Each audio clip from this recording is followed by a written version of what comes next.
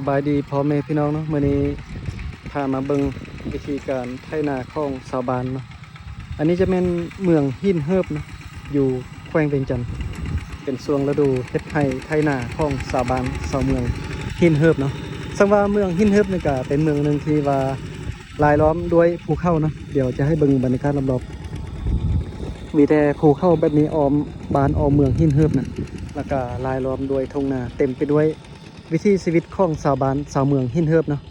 ชาวบ้านอยู่แถวเมืองหินเฮิบนี่ก็พากันเฮ็ดนาหลายเพราะว่าเป็นทงเพียงเนาะจะมีชนเผ่ากะมุแล้วก็ลาวลมแล้วก็ชนเผ่ามงเนาะที่ว่าดำรงชีวิตอยู่เมืองหินเฮิบ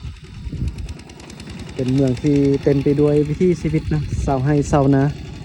อาชีพหลักๆก็คือการเฮ็ดไร่เฮ็ดนาเนาะซึ่งว่าช่วงนี้ก็เป็นช่วงเดือน6แล้วเนาะเริ่มเฮ็ดไร่นาเริ่มหว่านข้าวปลูกข้าวเนาะวันนี้เบาหลังได้มาฮอดมาถึงก็พามาเบิ่งเนาะเก็บภาพบรรยากาศวิถีชีวิตชาวไร่ชาวนาบรรยากาศอยู่ทงนาเนาะเริ่มเก็บเกี่ยวเริ่มเก็บเกี่ยวเริ่มเฮ็ดไร่นาหว่านข้าวปลูกข้าว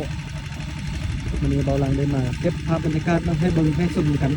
ตามสไตล์ของเบาหลังเนาะนำเสนอวิถีชีวิตชาวบ้าน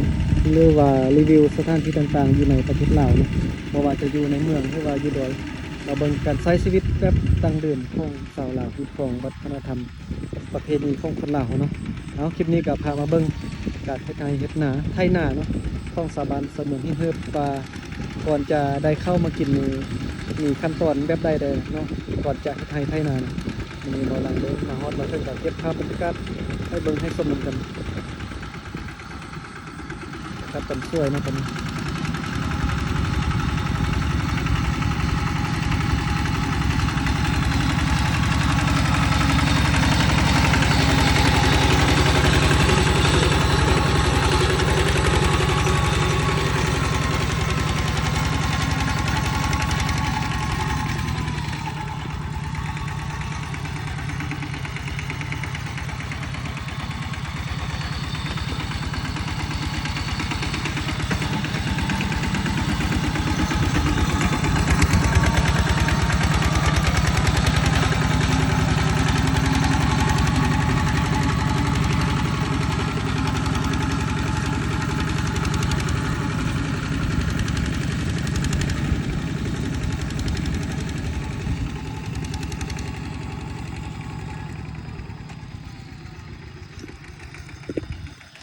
ประมาณนี้นะ